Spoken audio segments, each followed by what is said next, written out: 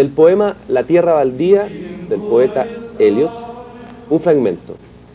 Abril es el mes más cruel, engendra lilas de la tierra muerta, mezcla memorias y anhelos, remueve turbias raíces con lluvia de primavera. Más adelante, ¿cuáles son las raíces que se aferran? ¿Qué ramas crecen de esta pétrea basura? Hijo del hombre, no lo puedes decir ni imaginar, pues conoces solo un montón de imágenes rotas en que da el sol y el árbol muerto no da cobijo, ni el grillo da alivio, ni la piedra seca da ruido de agua. Y en una imagen fantasmagórica más adelante dirá: ciudad irreal, bajo la niebla parda de un amanecer de invierno. Tal multitud fluía sobre el puente de Londres que no creí yo ser tantos los que la muerte arrebatara. Este poema, escrito en 1922, compuesto de fragmentos de mitos, de relatos, de metarrelatos, de historias del pasado de Occidente, da cuenta también de la desolación del hombre contemporáneo, quien ya no puede aferrarse a nada y que, como un hijo del hombre, camina entre un montón de imágenes rotas donde ya ni el árbol, ni el grillo, ni la naturaleza da cobijo. Y para hablar de este hombre, profetizado de alguna manera por el poeta Eliot ya en 1922, para hablar de nosotros, el hombre contemporáneo hoy, y de la situación en este escenario inquietante y al mismo tiempo atractivo de la posmodernidad y la globalización, está con nosotros José Joaquín Brunner, sociólogo, autor de este libro apasionante, publicado por el Fondo de Cultura Económica, Globalización Cultural y Posmodernidad. Gracias, José Joaquín, por estar aquí en el espacio de la belleza pensar. Buenos días. Quiero primero, tú citas ahí a Eliot, por eso te lo cité hoy día en la conversación. Lo usas como un ejemplo o una metáfora, una imagen de lo que podría ser la descripción de este ambiente. ¿En qué sentido este hombre de Eliot, descrito ya en 1922, tiene que ver con el hombre de hoy? Yo creo que por lo menos de dos maneras, en realidad, Eliot produjo una imagen que es el título de todo este largo poema al cual tú te referías, que se llama La tierra baldía, que ha sido usado muchas veces para describir el estado cultural del mundo después del predominio de los medios electrónicos de comunicación y sobre todo de la televisión. Esta es una metáfora muy común entre los analistas culturales, el decir, bueno, la tierra se ha transformado en tierra baldía culturalmente a propósito de los medios de comunicación masiva y sobre todo de la televisión.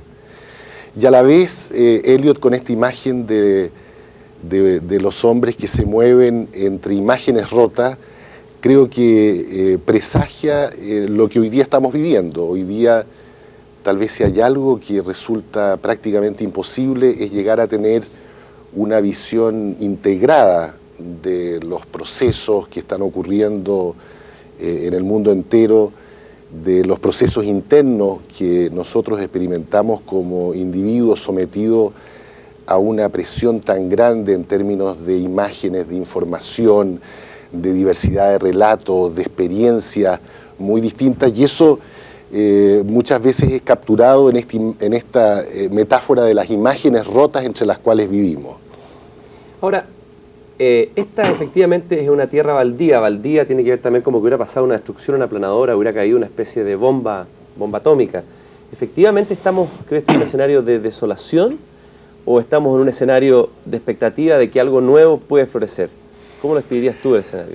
Yo tengo una percepción distinta de la de Eliot. Eliot es como el gran patrón de los conservadores culturales, que en realidad son aquellos que perciben como una amenaza todo lo que está ocurriendo en el terreno de la cultura, de los medios de comunicación, con la información, con la educación de la gente. Hay hoy día una poderosa corriente cultural en los países desarrollados, pero también entre nosotros en América Latina y en Chile, que reacciona con enorme temor y con una sensación de incomodidad, de incertidumbre, de inseguridad respecto de lo que está ocurriendo. Es la gente que cree que efectivamente el mundo moderno ha matado a Dios, ha matado las ideologías, ha matado incluso las mínimas convenciones que permitan a la gente vivir civilizadamente. Yo creo que esa es una visión conservadora, es una visión pesimista, es una visión que trata de aferrarse a un pasado que ya no existe y que desde ese pasado califica como negativo todos los nuevos fenómenos culturales. Yo tengo una visión distinta en el sentido de que creo que hay una enorme tensión en la modernidad o en el tránsito entre la modernidad y la posmodernidad. Tensión entre lo viejo que muere, pero que nos deja un legado que es el legado de nuestra propia cultura occidental y el encuentro a la vez con todas las otras culturas del mundo en un mundo globalizado, y a la vez efectivamente el temor a no entender nuestras propias experiencias en una época y en un mundo que está cambiando tan velozmente. Tal vez la velocidad del cambio es lo más desconcertante que nos ha ocurrido en estos últimos tiempos. Todo parece estar fluido, nada parece sostenerse, ni los valores, ni las costumbres, ni las convenciones, ni las maneras de vivir. Y eso efectivamente es un fenómeno que produce una enorme tensión psicológica entre la gente. A propósito de la aceleración de la velocidad, hay un personaje francés, sería un apocalíptico, para usar la expresión que tú usas de Humberto Eco, ¿no? Frente a esta situación, este escenario, habrían los apocalípticos y los integrados, ¿no? O los optimistas y los pesimistas, podríamos decir. A mí me parece pertenecer a los apocalípticos, ¿no? Él acaba de publicar este libro en Francia, que seguramente la traducción va a llegar luego, se llama La bomba informática. Dice que la bomba informática ya estalló, que estamos en una suerte de Hiroshima virtual, y habla de la aceleración de la realidad, ¿no? Dice que la cibernética no solamente ha acelerado la historia, sino que está acelerando la realidad, ¿no? En detrimento de toda verosimilitud, ¿no? Y que eso constituye un peligro para la identidad, incluso para la identidad de la especie humana, o sea, para la sobrevivencia del hombre. ¿Qué te parece ese diagnóstico con el tema de la velocidad y del poder? Y él analiza toda la historia desde el punto de vista de la velocidad. O sea, cada proceso histórico, cada civilización tiene un tipo de velocidad. La nuestra es una velocidad vertiginosa que nos está llevando finalmente a una suerte casi, no sé si de entropía, de disolución. Claro, yo creo ¿Te parece exagerado o puede de repente dar cuenta de algunos elementos que sí se están dando, digamos? Yo creo que hay una parte de esa visión que es real. Efectivamente, la velocidad, sobre todo de los mensajes y de la información y de la comunicación, ha aumentado en muy poco tiempo de una manera increíble, que nosotros no podíamos imaginar. Hay que pensar que hace no tantos siglos la velocidad de la comunicación era la velocidad con que las personas caminan de un lugar a otro, porque para llevar un mensaje de una parte a otra, la velocidad del mensaje era la velocidad del que caminaba, de la estafeta que llevaba la información, y después eso fue mejorado por el caballo que galopaba. Y hoy día, efectivamente, podemos estar comunicados en línea instantáneamente entre cualquiera puntos del mundo. Y el costo de la comunicación se ha vuelto completamente infinitesimal, o sea, prácticamente ya no tiene un costo. Informarse a través de un satélite vale lo mismo hacerlo de una esquina en una manzana a la otra esquina que hacerlo entre Punta Arenas y Helsinki, simplemente porque, digamos, los satélites han producido ese cambio, digamos, en los costos de la información. Ahora, no veo por qué a partir de la velocidad de la información uno pudiese imaginar que camina como inexorablemente hacia la destrucción. El hombre tiene una enorme capacidad de adaptación y de aprendizaje. Eso es lo característico de la especie. Y es curioso que muchos de estos teóricos apocalípticos, digamos, que ven a partir de la velocidad de la información o de la globalización del mundo o del cambio en las costumbres de vida, ven como una amenaza y un riesgo para la especie, no se percaten de que históricamente la especie ha sido capaz de irse adaptando a los cambios más brutales, que son los que han ocurrido a lo largo de la existencia de hombres sobre el planeta. Y yo creo que hoy día la especie humana está aprendiendo a convivir con este nuevo mundo de información, de símbolos y de velocidades que hasta hace 50 años nos parecían imposibles de tener entre nosotros. Ahora, por un lado está este pesimismo apocalíptico, quizás más caricaturesco, y por otro lado está también un optimismo exacerbado, que lleva al extremo casi de una suerte algunos han hablado de un fundamentalismo postmoderno, o sea, una especie de estado de euforia, el mismo Virilio dice que él es de la generación de la utopía, que participó en mayo 68 y desconfía mucho de la utopía. Y habla aquí esta posmodernidad, una nueva utopía, en la que estamos todos engolosinados como la fue la utopía marxista, fascinados, muchos intelectuales detrás de ella, pero que va a ocurrir lo mismo que ocurrió con la utopía, un desastre más de nuestra civilización.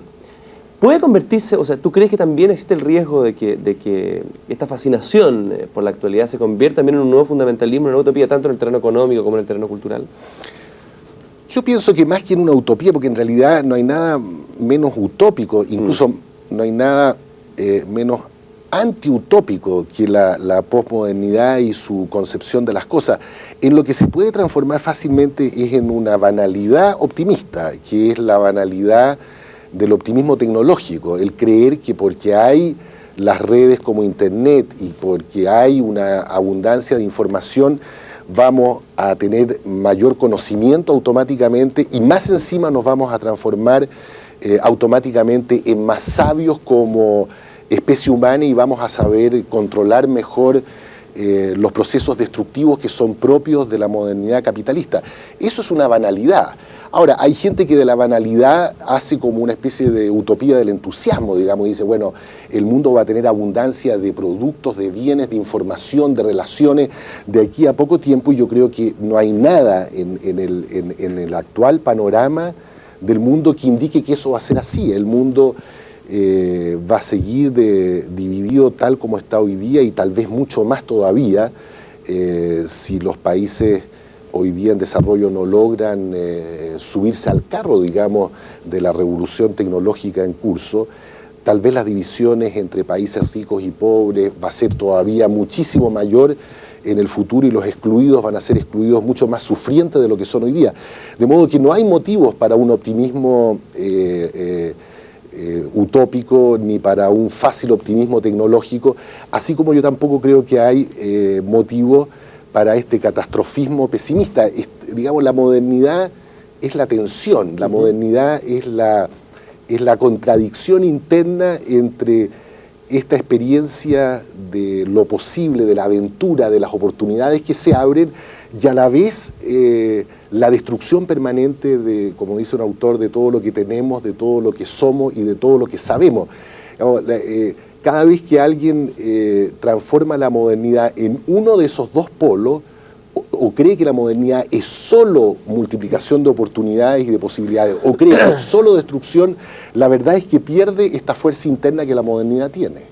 Ahora, modernidad, posmodernidad, la palabra posmodernidad está un poco manoseada y se usa como un comodín para definir cualquier cosa en distintos terrenos, arte, cultura, política, etc.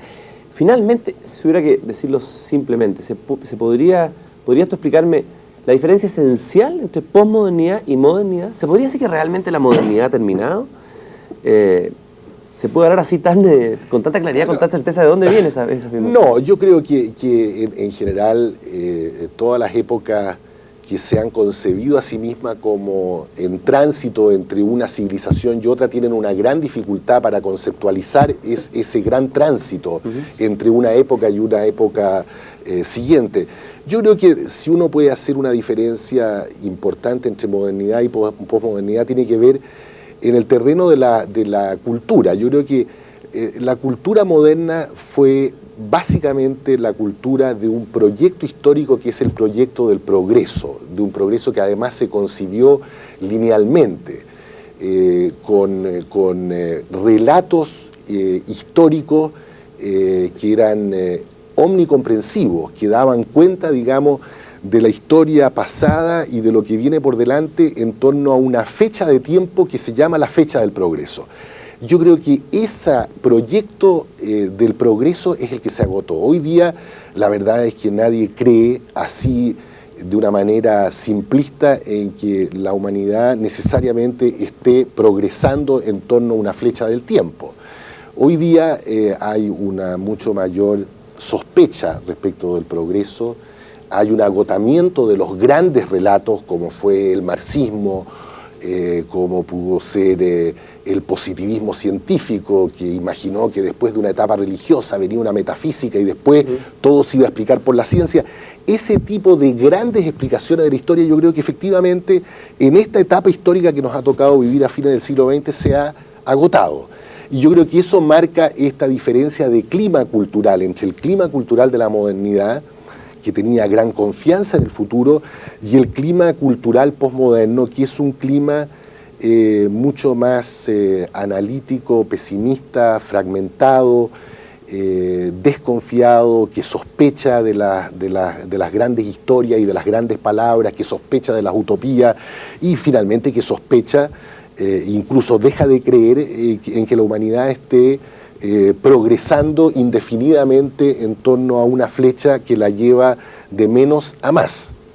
Tú describes al comienzo de este libro, hay un capítulo muy interesante sobre los miedos. Haces una comparación con lo que ya había hecho Georges Duby hablando del hombre medieval.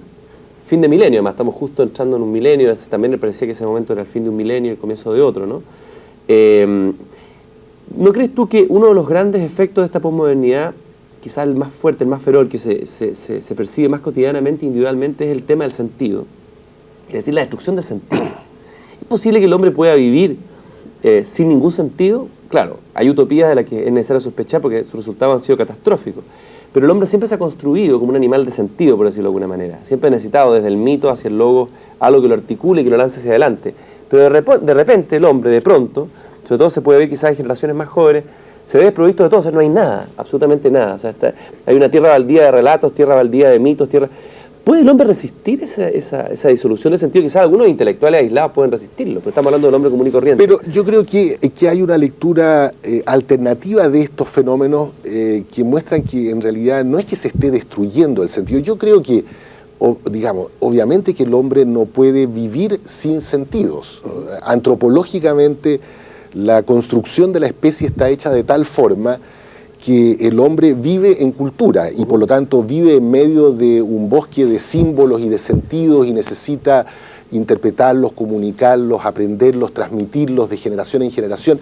Y eso yo veo que sigue siendo exactamente igual como ha sido a lo largo de la historia, tal vez con la única diferencia de que hoy día el avance de la educación y la disponibilidad de información y la multiplicación de los conocimientos y el encuentro entre distintas culturas nos hace mucho más agudos en la búsqueda de los sentidos.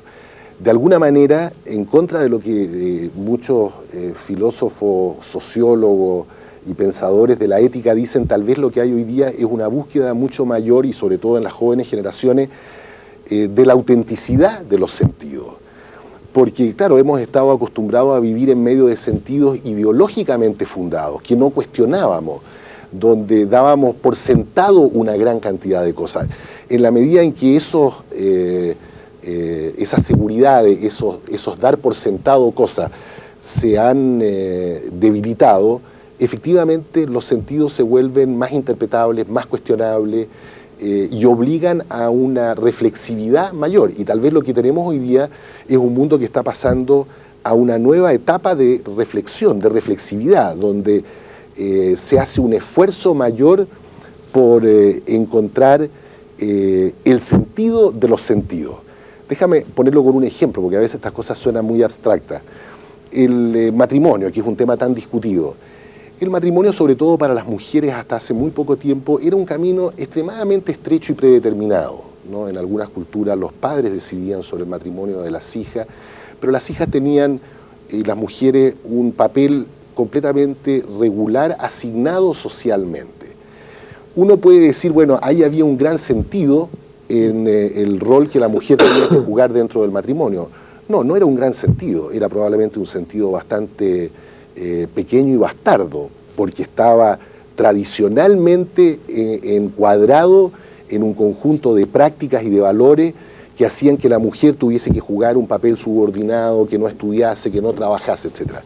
Hoy día lo que hay son relaciones de género entre hombres y mujeres mucho más complejas, más fluidas, más libres en definitiva, con más opciones, con más posibilidades.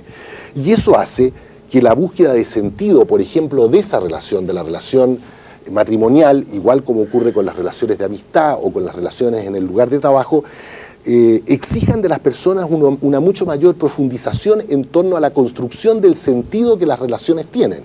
Y a esa tarea es a la que estamos abocados hoy día. Claro, eso a veces es agotador, digamos, es cansador.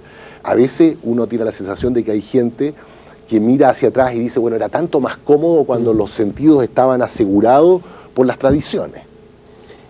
Yo acabo de estar en una exposición muy impactante de un artista plástico que se llama Christian Boltanski, quien en el museo y te encuentras con una sala donde hay miles de fotografías de seres humanos anónimos. Miles, es un pasillo interminable de fotografías. Y tú vas avanzando y no terminas estas fotografías de niños, de viejos, de soldados, de gente, etc. De manera tal que al final de ese recorrido tú tienes el pavor, ese horror vacui de la identidad. Es decir, cada uno de nosotros es la nada en la historia de hoy. Pareciera que el hombre siente hoy particularmente la vacuidad de su propio sí mismo, porque otra de las cosas que ha destruido también además esta posmodernidad es el sujeto. A ver, ¿qué pasa con eso, con esa destrucción del sujeto y qué pasa con esa fragilidad? Llamo la atención al hecho de que esa exposición es otra vez muy parecida al verso aquel de T.S. Eliot que leíste al comienzo, donde decía que pasaba entre la muchedumbre por los puentes de Londres. Tal multitud fluía sobre el puente de Londres. Exactamente, porque, bueno, aquí es un fenómeno propio que viene siendo analizado desde el surgimiento de la sociedad de masa. Ortega y Gasset y todo. Exacto. ¿Y qué es lo que ha ocurrido en la sociedad de masa? Que efectivamente las identidades, cuando se dice la destrucción del sujeto, yo me temo que se le pone una sobrecarga filosófica al asunto que por lo menos deja de lado la tarea inicial que tenemos que hacer, que es la tarea sociológica, antes de filosofar. Y la tarea sociológica es preguntarse si lo que está siendo destruido es el sujeto, cosa que yo no creo, o son determinadas formas de construcción de identidad de los sujetos. Máscaras que son importantísimas en las relaciones sociales. Una de las máscaras que se destruye, por ejemplo, son identidades colectivas extremadamente asentadas, que hasta hace 30 o 40 años dábamos por supuestas, que eran, por ejemplo, las identidades de clase. Uno podía decir claramente lo que eran las clases sociales en las sociedades industriales capitalistas o en las sociedades en desarrollo. Estaba la clase obrera, los campesinos, los pobladores, una burguesía, una alta burguesía, etc. Bueno, hoy día, ¿por qué estos términos han caído en desuso? No porque el marxismo haya caído en desuso, porque en realidad las categorías de clase fueron usadas por toda la sociología, marxista y no marxista. Lo que ocurre es que las identidades se han vuelto mucho más fragmentadas dentro de la sociedad, son mucho más movibles, son construidas por los sujetos y no impuestas al sujeto al nacer, y eso hace que efectivamente el sujeto como tal tenga a veces dudas respecto de sí mismo. O sea, nos cuesta encontrar nuestras propias identidades. Vivimos constantemente en una lucha por elaborar y transmitir y afirmar nuestras identidades. Y eso tiene que ver con la mucho mayor movilidad que existe, movilidad en las relaciones de pareja, movilidad en el trabajo. La gente hoy día no es como antes, que entra a un trabajo a los 12 años y termina de trabajar a los 60 en la misma ocupación. Hoy día la gente puede cambiar de carrera, tiende a cambiar 3, 4, 5 veces, ya no de ocupación, sino que muchas veces incluso de orientación de vida, de carrera. Bueno, las relaciones familiares, mira el enorme cambio que han experimentado cuando hoy día uno habla y dice, bueno, este es el hijo de la ex mujer de tal persona. O sea, las relaciones al interior de la familia han perdido nitidez. Y cada una de esas cosas repercute sobre la identidad de las personas. O sea, el sujeto anda hoy día necesariamente a la búsqueda de construcción de identidades, y nunca ninguna de sus identidades es permanente. ¿Pero esto no se parece un poco a una suerte de esquizofrenia? ¿No estamos al borde de la esquizofrenia en el sujeto? No, yo creo que la manera positiva de mirarlo es que estamos frente a una mucho mayor plasticidad en las identidades. O sea, la mujer no tiene la identidad subordinada en la relación de géneros que tuvo hasta hace muy poco tiempo, pero claro, tiene hoy día un nuevo desafío, que es el construirse identidades laborales, identidades en la vida pública, nuevas identidades asociadas al nuevo tipo de roles que desempeñan dentro del hogar, nuevas identidades en sus múltiples relaciones con otras personas, en fin. Más que esquizofrenia, es una mayor gama de opciones, de posibilidades, un mayor ejercicio de la libertad y por lo tanto una tarea más complicada de afirmación de la propia identidad o de las propias identidades. Hoy día, ¿por qué pensar que tener múltiples identidades significa inmediatamente esquizofrenia o múltiples personalidades. Son sociedades más complejas que nos ponen en muchos lugares y en cada uno de esos lugares tenemos que desarrollar una identidad. Y eso ya lo había anunciado otro poeta, Fernando Pessoa, ¿no? Así es. Que tenía varios heterónimos. Prefiguró eso. O Rimbaud cuando dijo yo soy otro también. Ahora, hemos hablado de los apocalípticos. Parece que hay varios apocalípticos en el camino y eso no está mal. No está mal que en ciertos momentos históricos hayan intelectuales que estén jodiendo un poco y de repente siendo críticos o señalando voces de alerta. Me parecería malo que en un escenario como este todos estuviéramos optimistas, radiantes, felices hacia la posmodernidad. Quizás lo que ha fracasado justamente es la clase intelectual por no haber estado suficientemente alerta frente a las catástrofes de este milenio. Ernst Junger compara esta civilización con un Titanic. Dice que es un Titanic, que el símbolo de nuestra civilización sería ese Titanic, que se hundió, que iba en una tremenda fiesta, pero que no fue capaz de ver el iceberg. ¿Cuál sería nuestro iceberg de este Titanic? ¿Cuál crees tú que podría ser el iceberg? En ese momento no existía el SOS. Fue inventado después del desastre. ¿Cuál podría ser el iceberg de esta civilización? O de este momento histórico, o los icebergs que tú vislumbras. Es que yo no veo, digamos, no veo la consistencia de esa metáfora. Yo creo que en parte la civilización capitalista moderna es algo parecido a un Titanic, pero es una máquina más infernal. Entre otras cosas es una máquina que no se hunde. Digamos, los marxistas pensaron siempre que el capitalismo estaba a punto de desplomarse. Esa fue parte de la fuerza mitológico, religiosa, histórico-filosófica del marxismo, fue que ante la humanidad representó esta idea de que el capitalismo significaba un avance en la historia de la humanidad, pero a su vez estaba condenada a desaparecer para dar lugar a una etapa superior de organización de las relaciones entre los hombres que iba a ser el socialismo. Bueno, la idea del Titanic que choca con un iceberg es una idea estática. Yo creo que lo infernal, entre comillas, de la civilización contemporánea y del capitalismo es esta enorme capacidad que un economista y sociólogo austriaco, Schumpeter, llamaba creativo-destructiva. O sea, ese me parece que es a mí, digamos, cualquier imagen que logre capturar este filón, que es el filón de lo creativo-destructivo, del cambio permanente, donde se van generando nuevas cosas, pero otras van quedando en el camino, esa es una metáfora mucho más dinámica y aproximada a la realidad que estamos viviendo. Se destruye naturaleza y se crea una naturaleza artificial que es naturaleza cultural, digamos así, en la cual vivimos cada vez más inmersos. Se destruyen tradiciones y se generan nuevas formas de convivencia que a su vez empiezan a constituirse en convenciones y tal vez alcancen después a traducirse en tradiciones nuevas. Se generan identidades que luego uno tiene que abandonar y reconstruir en otra esfera o en otro lugar o en otro espacio social.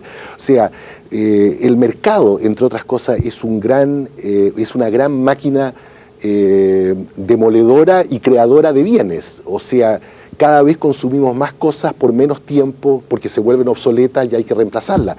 La velocidad mayor se alcanza con los software de los computadores personales, ¿no? O sea, antes uno tenía una máquina de escribir Underwood y yo podía trabajar con la misma que había trabajado mi padre, que tal vez la recibió de su abuelo, y todo eso funcionaba bastante bien, todavía hasta los años 40 o 50, cuando yo estaba en el colegio escribía con esa máquina de escribir.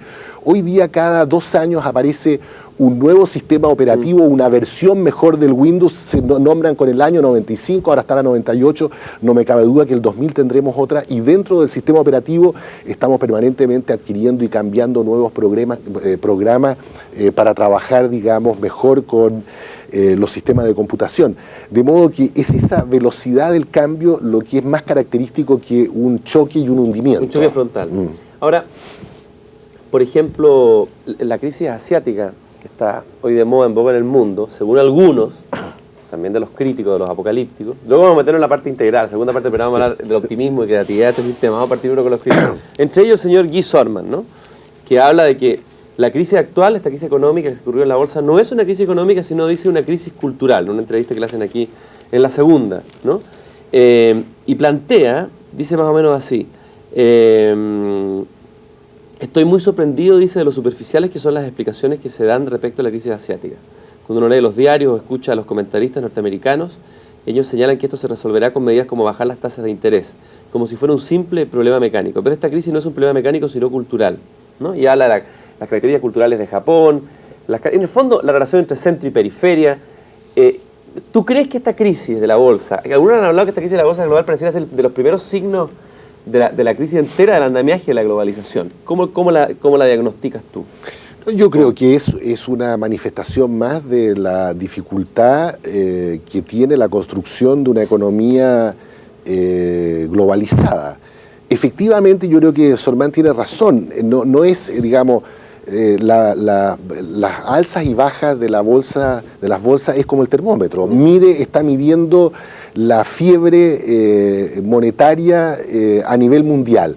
Pero en realidad los fenómenos de enfermedad o de crecimiento que hay por detrás de eso son los auténticos problemas y son efectivamente muy complejos. Hoy día las economías del mundo, lo cual significa sociedades muy distintas, sistemas políticos muy distintos, están conectándose de una manera creciente y hace que un problema, digamos, que se genera en un grupo de pequeños países del sudeste asiático termine afectando a un país tan importante como Japón y tenga repercusiones en el mundo entero y particularmente en Latinoamérica y dentro de Latinoamérica en Chile. Y dentro de Chile uno puede ver los efectos más concretos y directos en algunos lugares a lo largo de nuestro territorio donde hay pequeños mineros o en determinadas producciones agrícolas o baja las exportaciones de salmón, digamos, que vienen de pequeñas ensenadas en el sur de Chile. Claro, o sea, hay algo bien impresionante, que yo me imagino, por ejemplo, el descontento que debe haber hoy, el desencanto, y qué peligroso es en Rusia, por ejemplo, donde la promesa del cambio de sistema democrático, que trae consigo la economía liberal de mercado, lo que ha traído es un desastre en términos de la vida cotidiana de la gente. Y lo que dice Sorman, dice, por ejemplo, ¿para qué necesitamos, muchos intelectuales están diciendo hoy en Rusia, en África, ¿para qué necesitamos de democracia, mercados libres o progreso? Después de todo, esas son ideas occidentales, pero nosotros, japoneses, rusos, africanos, tenemos otros valores. Estamos muy interesados en las tradiciones. O sea, no es tan estática esta cosa. O sea, no, yo creo que es tremendamente... ¿Qué felicidad puede traer este cambio? Es tremendamente, felicidad del planeta. Claro, es tremendamente dinámico y yo creo que no hay que confundir los planos, porque ningún sistema económico por sí o régimen político trae la felicidad. Esa es una idea... romántica. Esa es una idea, claro, de la modernidad en su beta romántica y tiene una fuerte conexión con la religión y las utopías. Los sistemas políticos no están hechos ni debieran aspirar, porque cuando han aspirado a eso han terminado siendo verdaderas pesadillas, producir la felicidad de la gente, la felicidad en la vida personal. Lo que tienen que tratar es de ordenar sistémicamente las relaciones básicas de la economía, los contratos entre las personas, la seguridad personal, de modo que cada uno pueda tener un juicio frente a tribunales independientes, garantizar las libertades básicas de las personas, generar como el marco dentro del cual nos movemos. Pero la búsqueda personal de la felicidad, de la belleza, de la verdad, etcétera, es algo que tiene que ser parte de la vida intensa e interna de la sociedad y no un papel de los regímenes políticos o del Estado. Entonces, esta idea que es un poco una versión vulgarizada de Fukuyama, que porque hoy día predomina en el mundo la democracia y predominan los sistemas de mercado, de alguna manera la historia se detuvo y de alguna manera ya no hay grandes desafíos, es completamente ridícula. En realidad, la historia de la humanidad es permanentemente una historia conflictiva. Digamos, Sormán se olvida de cómo se construyó el capitalismo y cuántas revoluciones hubo en Francia y cuánto decapitamiento, guillotina, cárcel y guerra para llegar a ser lo que es Francia hoy día. Y si uno mira la historia de Estados Unidos y el desarrollo del capitalismo en Estados Unidos, bueno, no es tan distinto a lo que hoy día estamos viendo en Rusia, donde se está haciendo un cambio que es brutal, digamos, que es el cambio de un régimen de economía centralmente planificada a un régimen de mercado en medio del mayor desorden político, con la presencia de grupos ilegales, de mafias, digamos, económicas, con una baja cultura de contratos, de una inexistencia de sistema financiero, todo esto metido además dentro de los procesos de globalización. O sea, ¿de dónde viene esta idea de que este mundo que tiene todos estos vectores como el de la globalización, el del predominio de las democracias y de los mercados, habría de ser un mundo tranquilo, Un mundo feliz. un mundo feliz.